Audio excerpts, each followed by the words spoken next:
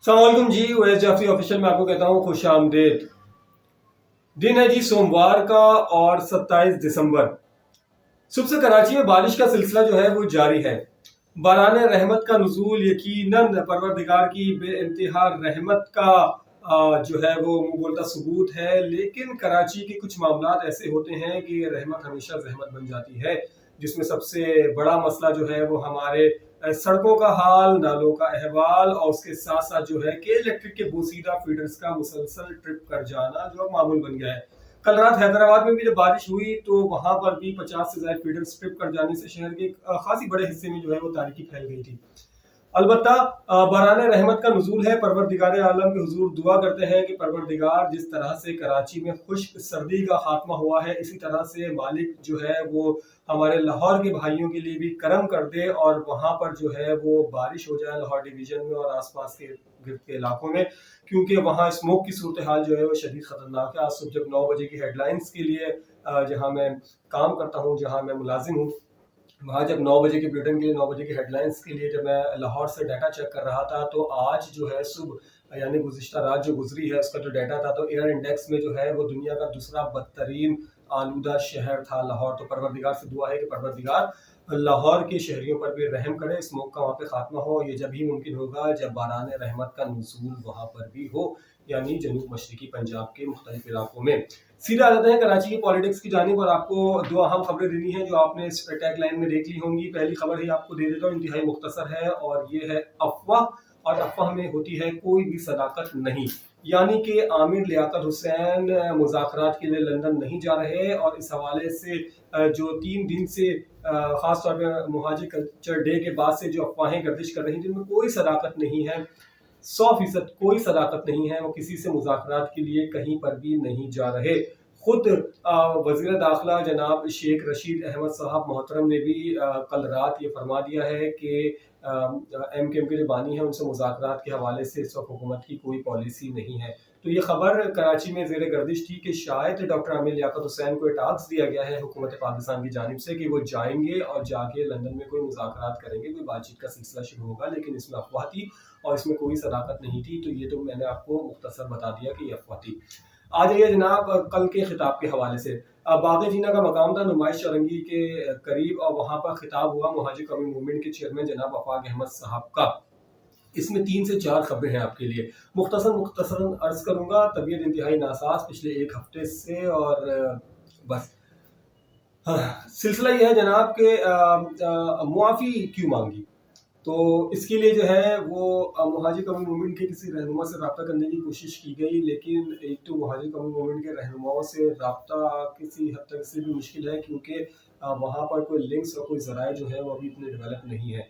दूसरी बात यह है कि शायद उनकी मसरूफियात की बिना पर भी कोई रब्ता नहीं हो सका, या शायद क्योंकि मेरी कोताही और मेरे इतने ज़्यादा सोर्सेज नहीं थे कि मैं किसी न किसी तरह से रब्ता करके उनकी माफ़ी की असल वजह मांग लेता। लेकिन लाजिम बात है सहाफ़ी भी सहारा लेता है ज़राए के हवाले से, और हमारे ज़राए जो हैं वो मोतबर भी होते हैं और हमारे ज़राए जो हैं वो बाखबर भी होते हैं और हमारे सहाफ़ती हलकों में से ही होते हैं।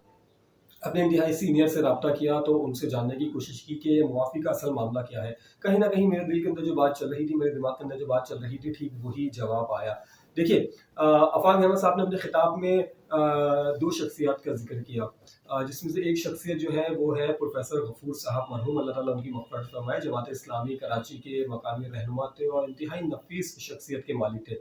उनका जिक्र उन्होंने करते हुए कहा कि वो भी मुहाजिर थे, लेकिन उन्होंने भी जो है वो जब मुहाजिर परचम के तले आने से इनकार किया था तो उस वक्त भी जो है उन्होंने नाम लेके कहा कि डॉक्टर खालिद मकबूल सिद्दीकी को याद होगा, और बाकी उन्होंने दीगर नाम लिया जो सीनियर क़यादत है, आमिर खान का भी उन्होंने नाम लिया कि उनको याद होगा। तो फिर हम लोगों ने उनके खिलाफ जो है वो ये कहा था कि इन्होंने जो है वो मुहाजिर परचम के नीचे ना आके कोई अच्छा काम नहीं किया। लेकिन क्या आज हम उन बुजुर्गों की रूहों को तकलीफ नहीं पहुंचा रहे इस अमल को करके कि आज दोबारा हम मुहाजिर परचम के नीचे नहीं आ रहे हैं, बल्कि उनका इशारा साफ था PSP और मुत्तहदा कौमी मूवमेंट के हवाले से। और फिर उन्होंने दावत दी और हाथ जोड़ के मुआफ़ी भी मांगी कि मैं मुआफ़ी मांगता हूँ और साथ में दावत देता हूँ कि सब इस मुहाजिर परचम के नीचे आ जाए। खबर यह जनाब कि जिस तरह से मैंने अपनी पिछली वीडियो में कहा था कि आफाक अहमद साहब ने ऐलान करना था बलदियाती इंतखाबात में हिस्सा लेने का पूरे सिंध से, और शायद उनका ये ऐलान भी होना था कि वो जलसों की सीरीज़ जो है वो पूरे सिंध के अंदर शुरू होने जा रही है। اپنی خبر پر اپنی بات پر میں قائم ہوں۔ آفاق احمد صاحب نے لائنز ایریا میں اس جلسے سے قبل ایک کارنر میٹنگ بھی کی تھی۔ اس کارنر میٹنگ میں ان کا موقف یہ تھا کہ میں جلسے کے لوگوں کو دیکھ کے اور وہاں کی پبلک کو دیکھ کے آگے کے اعلانات کروں گا۔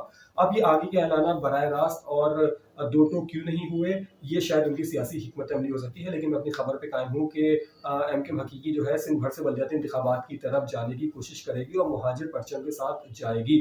اور آپ اس کے لیے اسٹمپ ہوتی ہوئی خبر دیکھیں گے، آج 27 دسمبر محترمہ بے نظیر بھٹو شہید کا جو برسی کا جو جلسہ ہے وہ نمٹ جائے۔ اس کے بعد آپ دیکھیے گا کہ پاکستان پیپلز پارٹی کے رہنما اور سائیں سرکار سے حکومت ہماری محترم جو ہے وہ کل کتنی پھرتیاں دکھائے گی اور کتنی جلدی وہ الیکشن کمیشن آف پاکستان سے رابطہ کر کے بولے گی جناب ہمارے سارے انتظامات مکمل ہیں، آپ جلدی سے بلدیاتی الیکشن جو ہے وہ سندھ میں جو ہے اس کی ڈیٹ اناؤنس کریں۔ اور یہ کام شاید اس لیے بھی ہوگا اور دیگر معاملات کے ساتھ اس لیے بھی ہوگا تاکہ سندھ میں جو ہے وہ اردو اسپیکنگس کے ووٹس کو جو ہے وہ مزید جو ہے جتنی زیادہ سیٹیں پاکستان پیپلز پارٹی نکال سکے اس حوالے سے ان کی ایک سیاسی حکمت عملی ہوگی۔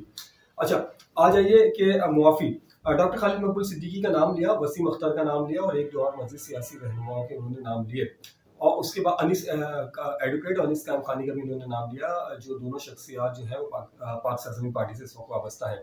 آفاق احمد صاحب نے ان سے معافی مانگنے کے ساتھ ان کا نام لے کے کسی اتحاد کی بات نہیں کی ہے۔ انہوں نے یہ ہرگز نہیں کہا ہے کہ وہ کسی اتحاد کے ساتھ جانے کی کوشش کر رہے ہیں۔ اس بات سے میرا مقصد یہ نہیں ہے کہ وہ کوئی اتحاد نہیں کر رہے، بلکہ انہوں نے جو اپنا دو ٹوک اعلان کیا وہ یہ کیا کہ آپ مہاجر پرچم کے نیچے جمع ہو جائیں۔